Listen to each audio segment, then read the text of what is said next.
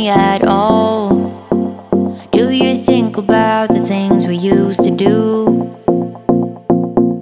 No, you couldn't stand tall. So why didn't you call? Hello everyone, स्वागत है आप सभी लोगों का हमारे यूट्यूब चैनल पे।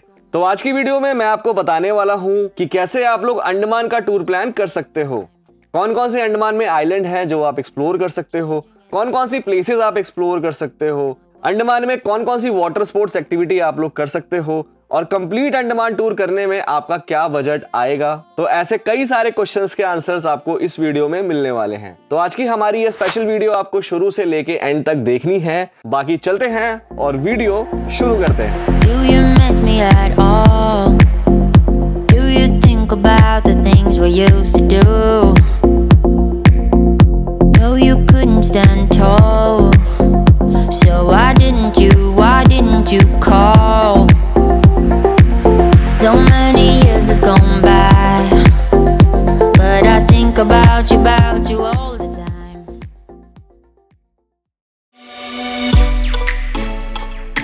दोस्तों, अंडमान एंड निकोबार एक यूनियन टेरिटरी है जिसमें 572 टोटल आइलैंड्स हैं और जिसमें से 38 आइलैंड में ही लोग रहते हैं और 38 में से 12 आइलैंड में ही टूरिस्ट विजिट कर सकते हैं। अंडमान एंड निकोबार की कैपिटल है पोर्ट ब्लेयर और पोर्ट ब्लेयर में ही इनका एयरपोर्ट है। अगर बात करें अंडमान की ब्यूटी की, तो अंडमान फेमस है ब्यूटीफुल बीचेस के लिए, प्रिस्टीन ब्लू वाटर के लिए और यहाँ के व्हाइट सैंड के लिए। और अगर आप एडवेंचर के शौकीन हो तो यहाँ पे आप काफी सारी जो है वाटर एक्टिविटी कर सकते हो, जैसे कि स्कूबा डाइविंग, स्नॉर्कलिंग। तो अगर आप लोग कपल या फिर हनीमून के लिए प्लान कर रहे हैं या फिर आप अपनी फैमिली के साथ आने का प्लान बना रहे हैं तो अंडमान में एक्सप्लोर करके काफी मजा आएगा। सो गाइस, अगर मैं अपनी बात करूं तो मैं अंडमान गया था अपनी वाइफ के साथ और दिल्ली से हमारी फ्लाइट थी और हम लोग 6 घंटे में अराउंड अंडमान पहुंचे थे, जिसमें से हमारा 1 घंटे का ले ओवर कोलकाता में था। और गाइस, जब आप अंडमान पहुंचने वाले होंगे तो फ्लाइट से आपको जो है काफी ब्यूटीफुल नजारे देखने को भी मिलेंगे। Do you miss me at all? Do you think about the things we used to do? No, you couldn't stand tall. So why didn't you call? तो गाइज, टाइम अभी हो रहा है 11:30 और हम आ गए हैं Andaman and Nicobar capital port Blair airport पे। बाकी अभी का क्या प्लान है? अभी का ये प्लान है कि हम लोग जा रहे हैं होटल में अपने चेक इन करेंगे और उसके बाद हम लोग एक्सप्लोर करेंगे पोर्ट ब्लेयर। और I am so excited for this trip क्योंकि this is our anniversary trip and see you guys there. Let's गो।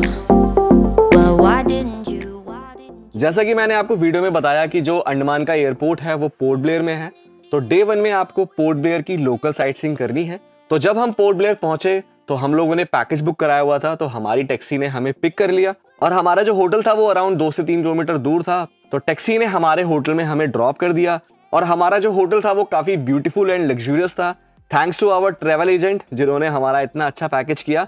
और अगर आप लोग भी कोई कंपनी सर्च कर रहे हो तो ये ट्रैवल एजेंट का नंबर आ रहा है, आप कॉल करके अपना ट्रैवल पैकेज बुक करा सकते हो। और मेक श्योर आप इस वीडियो का रेफरेंस जरूर देना, आपको थोड़ा बहुत डिस्काउंट भी मिल जाएगा। तो होटल पहुंचने के बाद हम लोग काफी टायर्ड हो गए थे क्योंकि फ्लाइट जो थी वो 6 घंटे की थी। तो हम लोगों ने थोड़ा रिलैक्स किया और रिलैक्स करने के बाद हम लोग निकल गए पोर्ट ब्लेयर एक्सप्लोर करने के लिए। Do you miss me at all? Do you think about the things we used to do? No, you couldn't stand tall. So why didn't you call? तो दोस्तों, पोर्ट ब्लेयर में जो आप first place explore कर सकते हो वो है सेलर जेल। दोस्तों, ये वही जेल है जहां पे हमारे फ्रीडम फाइटर्स को लाके कैद कर लिया जाता था और ब्रिटिशर्स यहाँ पे उन पे काफी ज्यादा जो है वो अत्याचार करते थे और इसे ही दोस्तों काला पानी की सजा भी कहा जाता था। सेलर जेल दोस्तों काफी बड़ी है और ये 3 फ्लोर की है। कुछ इसका पार्ट जो है वो वर्ल्ड वॉर 2 में डिस्ट्रॉय हो गया था। तो दोस्तों, जब आप सेलर जेल में जाएंगे तो आप अंदर जाके प्रॉपर जेल देख सकते हो और जितने भी फ्रीडम फाइटर्स थे उनकी एक पर्टिकुलर जेल हुआ करती थी, तो आप जाके देख सकते हो।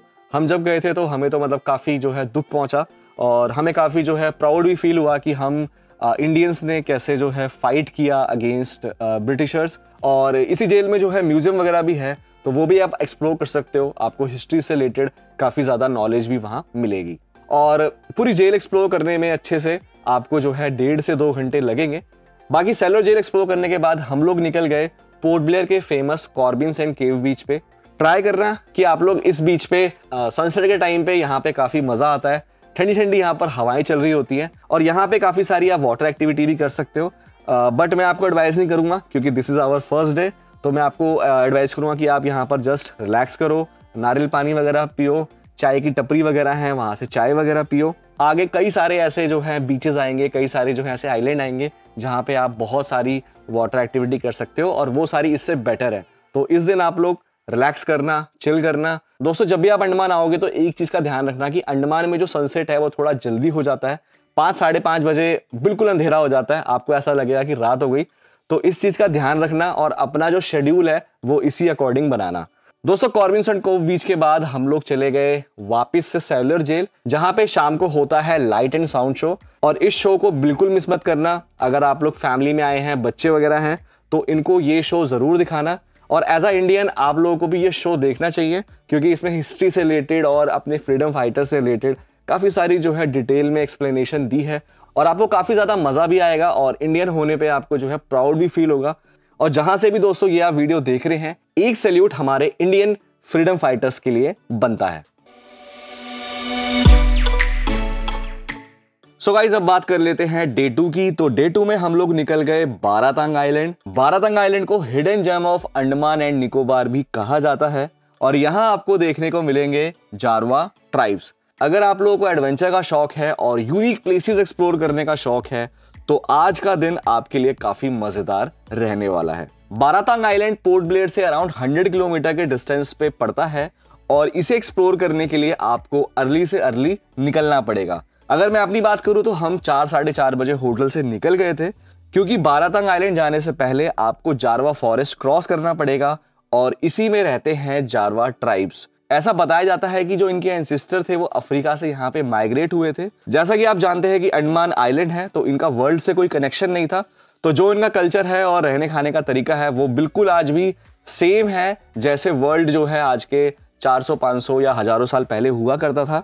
ये लोग आज भी जानवरों का शिकार करते हैं, फ्रूट्स वगैरह खाते हैं और हनी वगैरह कलेक्ट करके ही अपना जो है गुजारा करते हैं। तो जब हम लोग जंगल क्रॉस कर रहे थे तो हमें काफी सारे जो है ट्राइबल्स के लोग देखने को मिले, लेकिन एज पर गवर्नमेंट रूल हम इनकी कोई भी फोटो और वीडियो नहीं ले सकते। ये जाने से पहले स्ट्रिक्टली आपका ड्राइवर मना कर देगा। तो दोस्तों आपको मैं ज्यादा कुछ दिखा नहीं पाऊंगा और अगर आपको ये एक्सपीरियंस लेना है तो आपको अंडमान आना पड़ेगा और अंडमान से आपको बारातांग आइलैंड के लिए जाना पड़ेगा। और गाइज जब हम बारातांग आइलैंड के लिए निकले थे तो हमारे होटल वाले जो थे वो काफ़ी अच्छे थे, तो उन्होंने हमारा जो है ब्रेकफास्ट वगैरह पैक कर दिया था और हमने थोड़ा बहुत स्नैक्स वगैरह अपने साथ कैरी कर लिया था क्योंकि जब आप बारातांग के लिए जाओगे तो रास्ते में जंगल पड़ता है और बारातांग भी बहुत ही सेक्लूडेड एरिया है। वहाँ पे बहुत ज़्यादा कोई आपको खास कोई रेस्टोरेंट नहीं मिलेंगे, तो आप अपने साथ स्नैक्स वगैरह कैरी कर सकते हो। और आगे एक ट्रैक है तो उसमें भी आपको ज़रूरत पड़ेगी। और दोस्तों जैसा कि मैंने आपको बताया कि आप लोग इसके लिए अर्ली निकल जाना, बिल्कुल भी आप लोग डिले मत करना क्योंकि जितनी भी गाड़ियां होती है वो एक साथ निकलती है। अगर आप लोग लेट करोगे तो टाइमिंग से अगर मिसमैच हो गए तो वहां पर फिर आपको जंगल के गेट पे फिर आपको वेट करना पड़ेगा, तो इसलिए टाइम का बहुत ध्यान रखना। और दोस्तों जारवा जो फॉरेस्ट है ना वो काफी डेंस है और आपको क्रॉस करने में आधा पौन घंटा लगेगा। अब एक क्वेश्चन आ रहा होगा आप लोगों के मन में कि ये अनसेफ तो नहीं है, तो मैं आपको बता दूं कि ये टोटली सेफ है। सारी गाड़ियां एक साथ निकलती हैं और ये लोग भी फ्रेंडली हैं तो अटैक वगैरह नहीं करते। तो गाइस अभी हम आ रहे हैं जारवा फॉरेस्ट से और भाई क्या एक्सपीरियंस रहा। हमने काफ़ी सारे वहाँ ट्राइबल जो हैं लोग देखे वहाँ के और उनका काफ़ी अलग ही कल्चर है और उनकी लाइफ जो है ना वो बिल्कुल हम लोगों से बिल्कुल सेक्लूडेड है। और बस यार फोटोग्राफी और वीडियोग्राफी करना वहाँ अलाउड नहीं है, तो इसलिए हम आपको कुछ दिखा नहीं पाएंगे। बट तुम बताओ।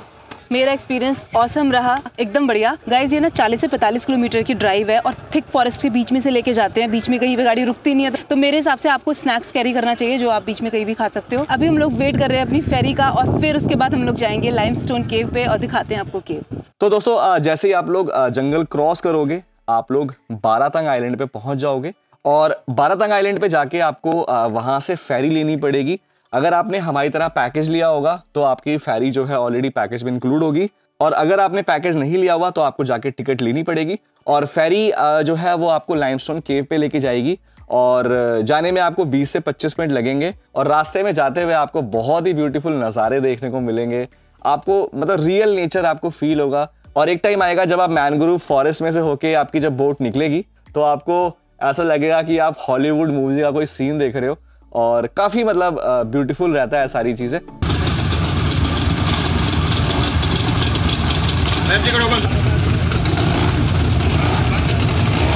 और जहां आपको बोट ड्रॉप करेगी वहां से 1.2 किलोमीटर का आपको ट्रैक करना पड़ेगा लाइमस्टोन केव पे पहुंचने के लिए। और लाइमस्टोन केव को एक्सप्लोर करने के लिए आपको 1 घंटा टाइम दिया जाएगा। और ये जो ट्रैक होता है 1.2 किलोमीटर का, ये भी काफी बढ़िया होता है। काफी आपको अच्छे नज़ारे देखने को मिलेंगे। एक छोटा सा वहां पर आपको जो है विलेज देखने को मिलेगा, और रास्ते में काफी सारे जो है इन्होंने पोस्टर्स लगाए हुए हैं, तो आप पढ़ते हुए और थोड़ी नॉलेज लेते हुए आप लोग लाइमस्टोन केव पे पहुंच सकते हो। हमारे गाइड ने बताया कि जो ये लाइमस्टोन केव होती हैं ये बहुत पुरानी होती हैं, और जब आप इस केव में जाएंगे तो आपको डिफरेंट टाइप ऑफ स्ट्रक्चर्स देखने को मिलेंगे, डिफरेंट आपको शेप देखने को मिलेगी। और ये जो केव्स होती हैं इनके अंदर जो है वो रिएक्शन चल रही होती है, तो जो भी ये रॉक्स होते हैं ये टाइम टू टाइम अपना जो है शेप चेंज करते रहते हैं। तो ये जो एक्सपीरियंस होता है ये काफ़ी जो है इनक्रेडिबल होता है, और आपको घूमने में अराउंड 20 से 25 मिनट लगेंगे। जो गाइड होता है वो आपको डिफरेंट शेप्स के बारे में बताता है, डिफरेंट चीज़ों के बारे में बताता है, तो काफ़ी एक यूनिक एक्सपीरियंस होता है। और वहाँ पे काफ़ी सारे स्ट्रक्चर जो है वो बने हुए हैं, जैसे हमारे गाइड ने बताया कि एक गणेश जी का स्ट्रक्चर बना हुआ है, एक जेलीफिश का बना हुआ है, ऑक्टोपस का बना हुआ है। तो काफ़ी सारे जो है शेप्स वो आपको यहाँ पे दिखेंगे। और दोस्तों शायद ही आपको मतलब पूरे इंडिया में कहीं पर ऐसा एक्सपीरियंस मिलेगा। तो अगर आप बच्चों वगैरह के साथ जा रहे हो, फैमिली वगैरह के साथ जा रहे हो, और एक बारी इसको जो है ज़रूर एक्सप्लोर करना। जैसा कि मैंने आपको वीडियो में बताया कि बारातंग आइलैंड जाने के टोटल 3 रीजन होते हैं। सबसे पहले आपने जारवा ट्राइब्स देखे, फिर आपने देखा लाइमस्टोन केव, और तीसरा बारातंग आइलैंड में आपको देखने को मिलेंगे मड वोल्केनोज। लेकिन दोस्तों जब हम वहां पे गए थे तो ये एक्टिव नहीं थे, तो आप लोग गाइड वगैरह से पूछ लेना, अगर एक्टिव हो तो आप लोग इसको भी एक्सप्लोर कर सकते हो। तो सारी चीजें एक्सप्लोर करने के बाद, लाइमस्टोन केव वगैरह एक्सप्लोर करने के बाद जब हम लोग वापस पोर्ट ब्लेयर गए तो हमें जो है अराउंड 3 साढ़े 3 बज गया था। तो हमने पोर्ट ब्लेयर में ही एक जगह पे लंच किया, और लंच करने के बाद वो आपकी चॉइस है, या तो आप होटल में जाके रेस्ट कर सकते हो, या फिर आप लोग जो है पोर्ट ब्लेयर में मार्केट्स है, कुछ शॉपिंग वगैरह कर सकते हो, या फिर आप शाम को भी घूम सकते हो, और काफ़ी अच्छे कैफ़ेज़ हैं तो आप लोग यहाँ पे डिनर वगैरह भी कर सकते हो। तो जैसा आपका मन है फिर आप यहाँ पे फ्री हो। गाइज एक क्वेश्चन आप लोगों के मन में आ रहा होगा कि अंडमान में जो है लैंग्वेज कौन सी बोली जाती है। तो मैं आपको बता दूं कि अंडमान में ऑलमोस्ट सारे लोग हिंदी बोलते हैं, लेकिन जितने भी हमें लोग मिले वहाँ पे वो साउथ के थे मैक्सिमम लोग। बहुत सारे लोग हमें कलकत्ता के मिले। तो मतलब ऑल ओवर इंडिया से लोग यहाँ पे आए हुए हैं और अपना बिजनेस कर रहे हैं, और आपको लोकल जो अंडमान के लोग हैं वो भी यहाँ पे मिलेंगे, और सभी लोग जो है वो अच्छी हिंदी बोलते हैं। तो यहाँ पे आपको कोई भी लैंग्वेज का बैरियर नहीं आने वाला है। तो दोस्तों अब बात कर लेते हैं डे 3 की। तो डे 3 में आपको निकल जाना है स्वराजदीप आइलैंड में, जिसका पुराना नाम था हैवलॉक आइलैंड। स्वराजदीप आइलैंड पोर्ट ब्लेयर से अराउंड 41 किलोमीटर के डिस्टेंस पे पड़ता है, और यहाँ जाने का सिर्फ एक ही रास्ता है, बाय वाटर। अंडमान में काफी सारी कंपनी है जिनकी फेरी और क्रूज बोट चलती है, जैसे कि नॉटिका, मैक्रूज एंड ग्रीन ओशियन। आप किसी से भी जा सकते हो, सबकी सर्विस अच्छी है। और अगर आप हमारी तरह ट्रैवल कंपनी के थ्रू जाते हो तो ट्रैवल कंपनी वाले आपकी ये सारी टिकट जो है ऑलरेडी बुक करवा देंगे। जब आप फेरी लेके पोर्ट ब्लेयर से निकलोगे तो काफी अच्छी राइड रहती है, लेकिन अगर आपको वॉमिटिंग या नोजिया की दिक्कत है तो आपको प्रॉब्लम हो सकती है। सबको तो नहीं होती बट कुछ लोगों को हो जाती है, और अगर आप बच्चों वगैरह के साथ जा रहे हो तो भी हो सकती है। तो आप लोग जो है अपने साथ मेडिसिन वगैरह रख लेना, बाकी कुछ खाने पीने के स्नैक्स वगैरह भी आप लोग कैरी कर लेना। और बोट में भी आपको मिल जाता है, और अंदर ही टॉयलेट वगैरह भी होता है, तो उस चीज की कोई दिक्कत नहीं है।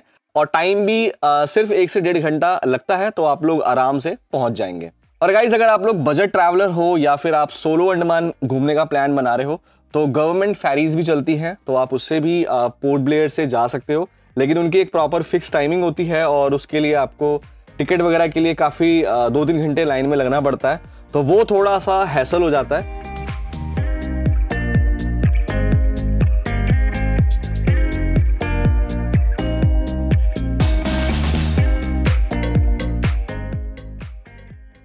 अगर बात करें हैवलॉक आइलैंड की, तो Havelock island 18 kilometre long island है, और ये फेमस है अपने ब्यूटीफुल एंड सरीन बीचेस के लिए। और दोस्तों अगर आपको वाटर एक्टिविटी का शौक है तो यहाँ पे आपको मल्टीपल ऑप्शंस मिलेंगे, आप काफी सारी यहाँ पर वाटर स्पोर्ट्स एक्टिविटी कर सकते हो।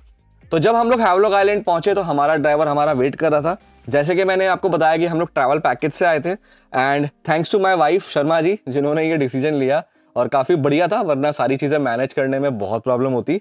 तो हमारे ड्राइवर ने हमारे रिजॉर्ट पे हमें ड्रॉप कर दिया और ओ माय गॉड क्या होटल था, मज़ा ही आ गया देख के।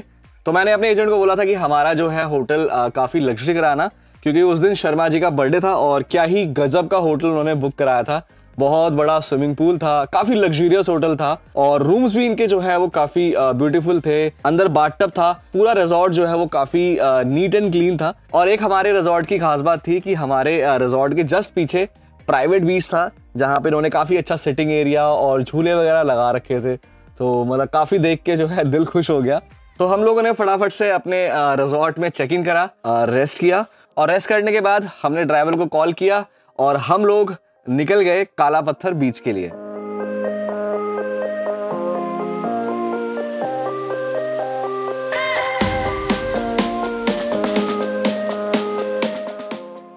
तो शर्मा जी कैसा लग रहा है बीच? बीच गाइस बहुत सुंदर है, एकदम ब्लू वाटर है और एकदम क्रिस्टल क्लियर है। आप यहाँ पे चाहो तो स्विमिंग भी कर सकते हो। और ये बीच ना सनराइज़ के लिए बहुत फेमस है। तो हम लोगों का प्लान है कि कल हम लोग आएंगे यहाँ पर और सनराइज़ एंजॉय करेंगे। उस टाइम पे ना यहाँ पर पूरा गोल्डन ह्यू बन जाता है and it is very very beautiful. दोस्तों काला पत्थर में घूम के काफ़ी मज़ा आया और जो टर्कोइज कलर था ना वाटर का, मतलब देख के बहुत ही मज़ा आया। हमें हमारा जो है हनीमून वाला ट्रिप याद आ गया कि जब हम थाईलैंड गए थे, तो किसी भी मायने में अंडमान थाईलैंड से तो कम नहीं है, बिल्कुल सेम वाटर है और सेम बीच है। अगर आपको ज्योग्राफी की नॉलेज है तो सेम ही ओशियन ये लोग जो है शेयर करते हैं। तो काफ़ी बढ़िया बीच लगा मेरे को ये। दोस्तों काला पत्थर बीच एक्सप्लोर करने के बाद हम लोग निकल गए राधानगर बीच के लिए। और मैं आपको बता दूं कि राधानगर बीच इंडिया का मोस्ट ब्यूटीफुल बीच है और क्या ही इसका वाइड पर्सपेक्टिव है। पूरा आपको जो है ये वाइट सैंड बीच देखने को मिलेगा और काफ़ी जो है आसपास इसके डेंस फॉरेस्ट है। तो ये जो कॉम्बिनेशन बनता है turquoise water, white sand and green dense forest, मतलब मजा आ जाता है देख के। ऐसा लगता है कि आंखें क्या देख रही हो, बिल्कुल जन्नत जैसा फील होता है। तो यहाँ पे दोस्तों अगर आप अपनी फैमिली के साथ आए हो या एज अ कपल आए हो तो यहाँ पे आप रिलैक्स कर सकते हो, चिल कर सकते हो। और बीच के सामने छोटी सी मार्केट है, तो वहाँ पर आप फ्रूट्स वगैरह ले सकते हो, नारियल पानी वगैरह पी सकते हो। तो काफी जो है बढ़िया एक्सपीरियंस जाता है। तो इस बीच पे दोस्तों आप लोग बात ले सकते हो और ये बीच जो है वो स्पेशली सनसेट के लिए फेमस है। और मैं आपको बता दूं कि मैंने इससे अच्छा सनसेट अपनी लाइफ में आज तक नहीं देखा और बहुत ही ब्यूटीफुल सनसेट, बहुत ही सीरीन, पीसफुल, काम, मतलब काफी आपको जो है वो अच्छा लगेगा। और पर्सनली दोस्तों मेरे को तो बहुत अच्छा लगा था। और वो तो दोस्तों जब आप खुद जाएंगे और उसको एक्सपीरियंस करेंगे तब आपको मेरी बातों का यकीन आएगा कि हाँ भाई सनी भाई तो बिल्कुल सही कह रहे थे कि इस फीलिंग को और इस एक्सपीरियंस को हम अपने जो है वर्ड्स में तो एक्सप्लेन नहीं कर सकते। तो सनसेट एंजॉय करने के बाद हम लोग वापस चले गए अपने रिजॉर्ट के लिए। ज्यादा दूर नहीं, 5-6 किलोमीटर दूर हमारा रिजॉर्ट था और कोई रश होता नहीं है, रोड्स एकदम खाली होती हैं, छोटा सा आइलैंड है। तो 10 मिनट में हम लोग अपने रिजॉर्ट में पहुंच गए। उसके बाद जैसा कि मैंने आपको बताया कि शर्मा जी का बर्थडे था, तो हमने जो है कैंडल लाइट डिनर सरप्राइज में शर्मा जी के लिए ऑर्गेनाइज कराया था। तो thanks to our travel agent जिन्होंने इतना अच्छा मैनेज किया। बाकी इसके लिए मैंने ज़्यादा शूट नहीं किया था, तो मैं इसलिए फोटोज़ वगैरह लगा रहा हूँ। मैंने सोचा कि लेट्स एंजॉय द मोमेंट। तो अगर आप लोग भी कोई ओकेजन वगैरह पे आ रहे हो या एज अ हनीमून के लिए आ रहे हो तो आप लोग जो है शाम को कैंडल लाइट डिनर वगैरह रख सकते हो, काफ़ी बढ़िया होता है। और फूड भी इस रिजॉर्ट का काफ़ी बढ़िया लगा मेरे को। तो दोस्तों अब बात कर लेते हैं डे 4 की, जो आपका होगा वाटर स्पोर्ट्स एक्टिविटी डे। तो जो लोग वाटर स्पोर्ट्स एक्टिविटी करने के लिए बेकरार हो रहे हैं वो आज के दिन काफ़ी सारी वाटर एक्टिविटी कर सकते हैं। और इस टाइम तक आप काफ़ी रिलैक्स हो चुके हो, फुल्ली एनर्जेटिक हो चुके हो, तो आज के दिन स्पोर्ट्स एक्टिविटी करने में काफ़ी मज़ा आएगा। तो डे 4 हम लोग फटाफट रेडी होके हम लोगों ने ब्रेकफास्ट करा और हम लोग निकल गए एलिफेंट बीच के लिए। एलिफेंट बीच पे जाने के 2 रास्ते हैं, या तो आप ट्रैक करके जा सकते हो या फिर आप लोग बोट लेके जा सकते हो। लेकिन ट्रैक जो है वो इतना कन्वीनियंट नहीं है और उसमें बहुत टाइम लगता है। तो मैं आपको एडवाइस करूंगा कि आप लोग बोट से ही जाना। जब आप बोट से जाओगे आपको अराउंड 20 से 25 मिनट लगेंगे। काफी अच्छी बोट राइड होती है और आपको रास्ते में काफी अच्छे अच्छे व्यूज देखने को मिलेंगे।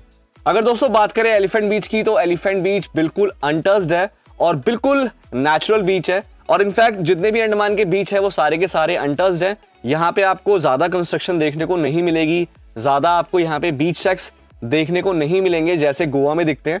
So good morning guys. तो फाइनली हम लोग आ गए हैं एलिफेंट बीच पे और ये जो है ना सारी वाटर एक्टिविटीज़ का गढ़ है। मतलब इंडिया में सबसे ज़्यादा वाटर एक्टिविटीज़ अगर कहीं होती है ना तो गाइस वो एलिफेंट बीच पे होती है। पहले तो मैं आपको बता दूं कि बीच जो है ना ये बहुत ही प्यारा है और बिल्कुल अनटच्ड है। यहाँ पे आपको ज़्यादा कोई बीच सेक्स वगैरह नहीं दिखेंगे, बस थोड़े बहुत आपको यहाँ पे खाने पीने की शॉप है, जैसे कि भेलपूरी वगैरह हो गया और फ्रूट्स वगैरह आपको यहाँ पे शॉप है काफ़ी सारी।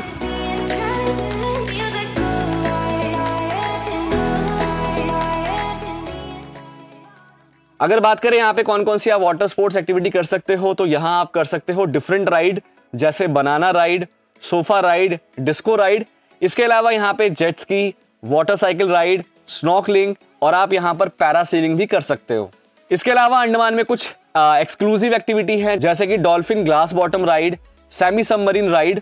ये सारी राइड थोड़ी सी कॉस्टली होती है बट आपको काफी मजा आएगा। और मेक श्योर जब भी आप एलिफेंट बीच के लिए आएंगे तो आप लोग 1 पेयर ऑफ एक्स्ट्रा क्लोथ्स अपने लिए रख लेना, टॉवल वगैरह रख लेना, क्योंकि जब आप वाटर स्पोर्ट्स एक्टिविटी करोगे तो आपके जो कपड़े वगैरह हैं वो भीग जाएंगे। और मेक श्योर जब आप यहाँ पर आएंगे तो अच्छा ब्रेकफास्ट करके आना, क्योंकि यहाँ पर खाने पीने के ज्यादा ऑप्शंस नहीं है। यहाँ पर आपको स्नैक्स ऑप्शंस मिल जाएंगे, नारियल पानी वगैरह और छोटी मोटी चीजें मिल जाएंगी। एंड वन मोर थिंग, यहाँ पर इंटरनेट इतना नहीं आता है तो अपने साथ जो है कैश कैरी कर लीजिएगा।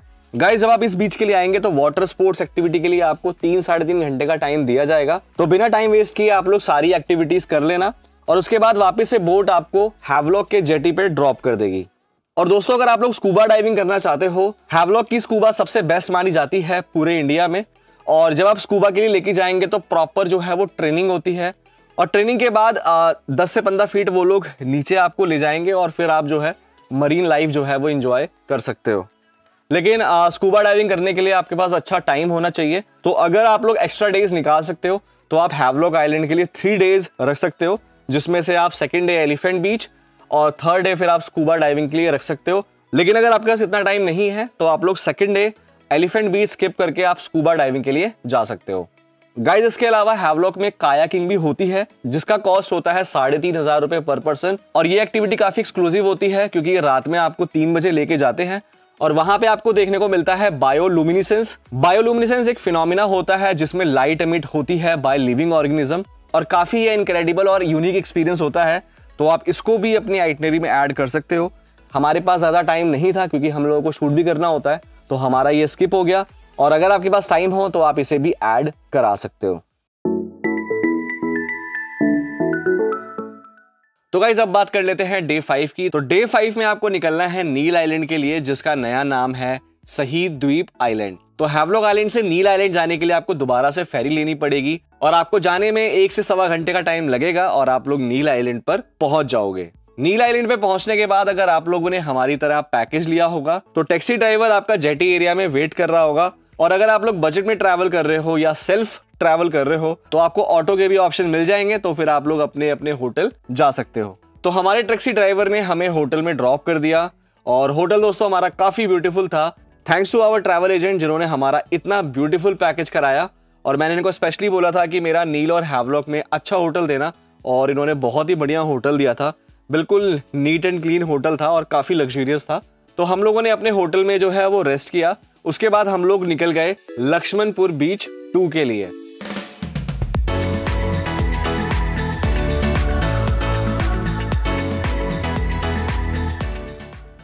तो गाइज जब आप इस बीच पे पहुंचोगे तो आपको लगेगा कि कितना बकवास बीच है ये, लेकिन ये जो बीच है ये 2 वजह से फेमस है। यहाँ पे एक नेचुरल ब्रिज बनता है बाय कोरल, तो ये काफी यूनिक एक्सपीरियंस होता है और यहाँ पे आप फोटोज वगैरह क्लिक करा सकते हो। और सेकेंडली यहाँ पे लो टाइड की वजह से कोरल्स के पीछे वाटर होता है जहां पर आप देख सकते हो ब्यूटीफुल मरीन लाइफ। यहाँ पर आपको different type of different colours की फिशेस देखने को मिलेंगी और अगर आप हमारी तरह लकी रहे तो आपको जो है यहाँ पर स्नेक्स देखने के लिए मिलेंगे। तो काफी अलग और एक यूनिक बीच ये आपको लगेगा। मेरे को तो पर्सनली वाइल्ड लाइफ में ज्यादा इंटरेस्ट है, तो मेरे को तो यहाँ पर घूम के काफी मजा आया। तो दोस्तों लक्ष्मणपुर बीच 2 देखने के बाद हम लोग गए लक्ष्मणपुर बीच 1 पे। और दोस्तों ये बीच भी काफी ब्यूटीफुल है, काफी सेरीन बीच है और यहाँ पे आपको व्हाइट सैंड देखने को मिलेगी और यहाँ से जो ओशन का व्यू आता है वो भी काफी बढ़िया आता है। और शाम के टाइम पे जो नील आइलैंड का वेदर होता है वो काफी प्लेजेंट हो जाता है, ठंडी ठंडी यहाँ पर हवाएं चल रही होती हैं, तो काफी मजा आएगा आप लोगों को इस बीच पे घूम के। और यहाँ का दोस्तों सनसेट काफी ब्यूटीफुल होता है, लोग कहते हैं कि जो राधानगर जो कि हैवलॉक आइलैंड में पड़ता है वहां का सनसेट बेस्ट है। मैं आपको पर्सनली बताऊं तो मेरे को लक्ष्मणपुर बीच 1 का सनसेट काफी ब्यूटीफुल लगता है। और जब सनसेट हो जाता है तो वो डिफरेंट टाइप ऑफ लाइट और वो जो पूरे स्काई का जो कलर हो जाता है ना, तो काफी मैजिकल लगता है। मतलब मैंने तो आज तक ऐसा सनसेट अपनी लाइफ में नहीं देखा। अगर आप नील आइलैंड जाना या अंडमान जाना तो आप लोग नील आइलैंड मत छोड़ना और नील आइलैंड पे लक्ष्मणपुर बीच 1 का सनसेट जरूर देख के आना, आपको मतलब काफी बढ़िया लगेगा। तो दोस्तों सनसेट देखने के बाद हम लोग होटल में आए, हम लोगों ने डिनर करा और हम लोग जो है अर्ली सो गए क्योंकि हमें नेक्स्ट डे निकलना था सनराइज देखने के लिए। अभी तक वीडियो में आपने काफी सारे जो है सनसेट देखे, अब हम आपको दिखाएंगे ब्यूटीफुल सा सनराइज।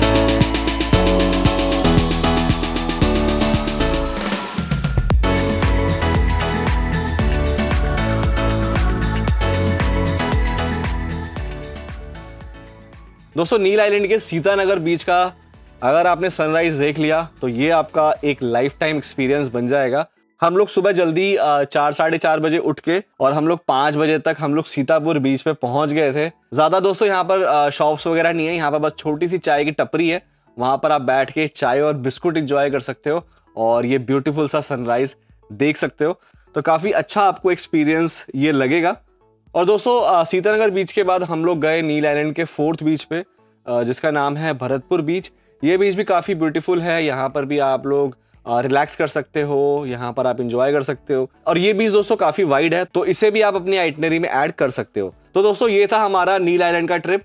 नील आइलैंड केवल जो है 8 किलोमीटर लंबा है, तो ज़्यादा बड़ा आइलैंड नहीं है और इसमें 3 से 4 बीच हैं जो आप आराम से एक दिन में घूम लेंगे। So guys Bharatpur beach explore करने के बाद जल्दी से हम लोग होटल पहुंचे और हम लोगों ने होटल में जाके फटाफट ब्रेकफास्ट करा और फटाफट बैग पैक करके हमने दोबारा से फेरी ली और हम लोग निकल गए पोर्ट ब्लेयर के लिए। तो दोस्तों आप में से बहुत लोग होंगे जिनके पास 5 से 6 दिन का टाइम होगा, तो आप लोग पोर्ट ब्लेयर पे वापस आके आप लोग फ्लाइट लेके अपने अपने शहर जा सकते हो। लेकिन अगर आप लोग हमारी तरह 1 से 2 दिन और निकाल सकते हो तो थोड़ी बहुत प्लेसेस पोर्ट ब्लेयर में हैं जो आप एक्सप्लोर कर सकते हो और इसके अलावा कुछ और भी आइलैंड्स हैं जो आप अपनी आइटनरी में ऐड कर सकते हो।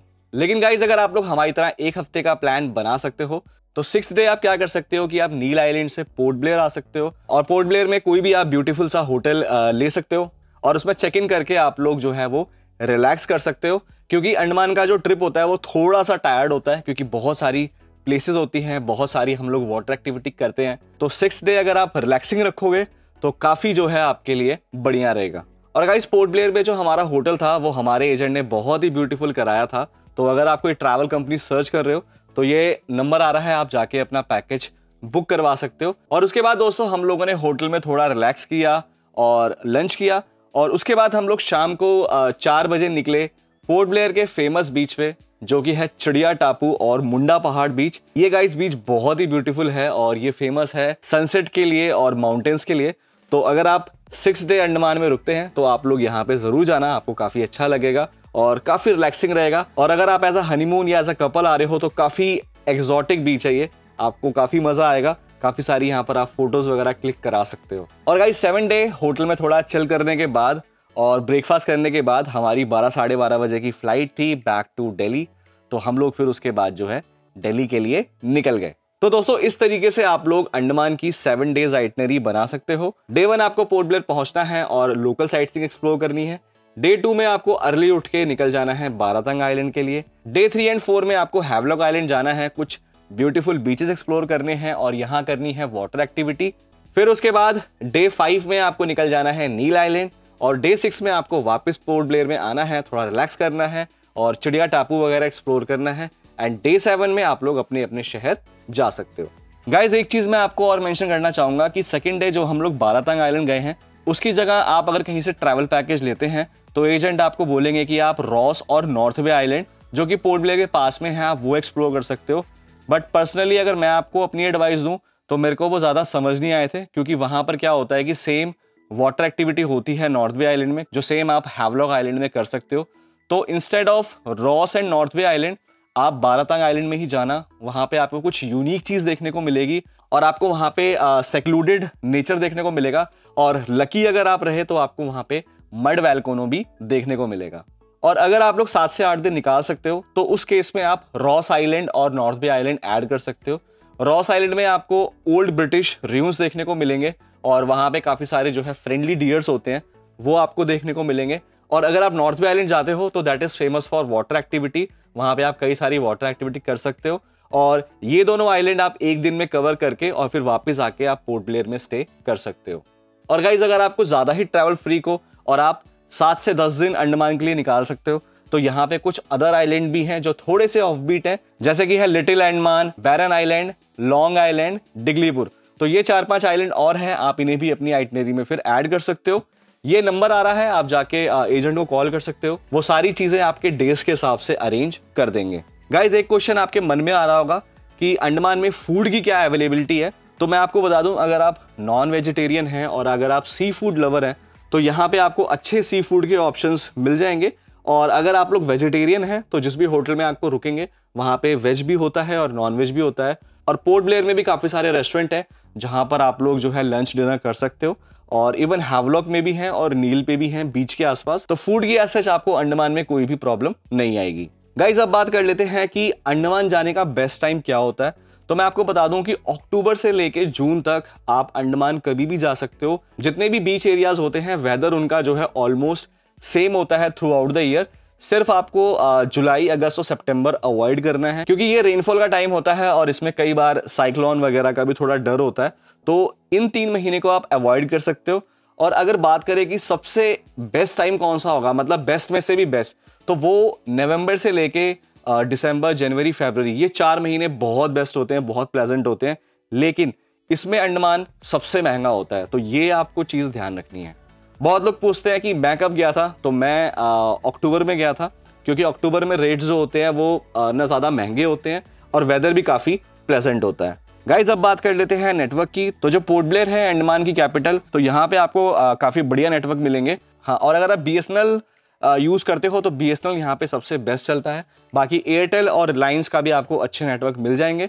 लेकिन जब आप आगे जाओगे हैवलॉक आइलैंड और नील आइलैंड तो वहाँ पे थोड़े से चैलेंजेस आते हैं, बट वहाँ पर भी नेटवर्क आपको मिल जाते हैं। गाइज अब बात कर लेते हैं अपने आखिरी मुद्दे के बारे में कि अंडमान घूमने में आपका बजट क्या आएगा। तो दोस्तों बजट तो टोटली आप पे डिपेंड करता है कि आप अंडमान में कैसा होटल लेते हो, कौन सी फेरी लेते हो, कैसा रिजॉर्ट लेते हो, कौन कौन सी वाटर एक्टिविटी करते हो, कितने डेज के लिए आप अंडमान आते हो। तो बहुत सारे फैक्टर जो है वो डिपेंड करते हैं आपके बजट पे। लेकिन मैं अगर आपको अपना बताऊं तो थोड़े से जो मेरे रिजॉर्ट थे वो थोड़े से हमने कॉस्टली साइड लिए थे। और गाइस फ्लाइट भी जो अंडमान की होती है वो थोड़ी सी कॉस्टली होती है, और जब हम इसमें फेरी का कॉस्ट और जो भी आप वाटर एक्टिविटीज यहाँ पे करोगे तो थोड़ा सा अंडमान जो है वो कॉस्टली हो जाता है। तो मैं अगर अपनी बात करूं तो हमारा जो एक्सपेंस आया था वो अराउंड 65,000 रुपये आया था पर पर्सन, जिसमें सारी चीज़ें इंक्लूडेड थी, फ्लाइट, होटल, फेरी, फूड, सब कुछ इसमें इंक्लूड करके हमारा 1,25,000 to 1,30,000 के आसपास आया था। लेकिन अगर आप यही थोड़ा बजट में करना चाहते हो और एक रीजनेबल रेंज में करना चाहते हो तो आपका 2 लोगों का अराउंड 70,000 to 80,000 के आसपास आ जाएगा। मतलब कि अगर एक पर्सन का लगाएं तो 35,000 से 40,000 रुपये आपका जो है एक्सपेंस आ जाएगा अगर आप 3 स्टार होटल के साथ जाते हो। बाकी अगर जिनका लो बजट है वो थोड़े से होटल और सस्ते लेंगे तो थोड़ा रेट और कम हो जाएगा। लेकिन एटलीस्ट आप 3 स्टार रखें तो ज़्यादा बढ़िया रहता है क्योंकि सर्विसेज वगैरह उसमें बढ़िया मिल जाती है। तो गाइज ये है बजट का, थोड़ा सा अंडमान आपको जो है वो कॉस्टली पड़ेगा। So guys that's it for the video. I hope आपको हमारी इस वीडियो से सारी इन्फॉर्मेशन मिल गई हो, और अगर आपको कुछ भी डाउट हो या क्वेरी हो तो नीचे आप लोग कमेंट सेक्शन में पूछ सकते हो। बाकी ये मेरी इंस्टाग्राम आईडी है, आप लोग डायरेक्टली मेरे को DM करके ही पूछ सकते हो। और दोस्तों ऐसी वीडियो बनाने के लिए बहुत एफर्ट्स लगते हैं, तो चैनल को ज़रूर सब्सक्राइब करके जाना। बाकी दोस्तों मिलते हैं आपसे नेक्स्ट वीडियो में, तब तक के लिए गुड बाय।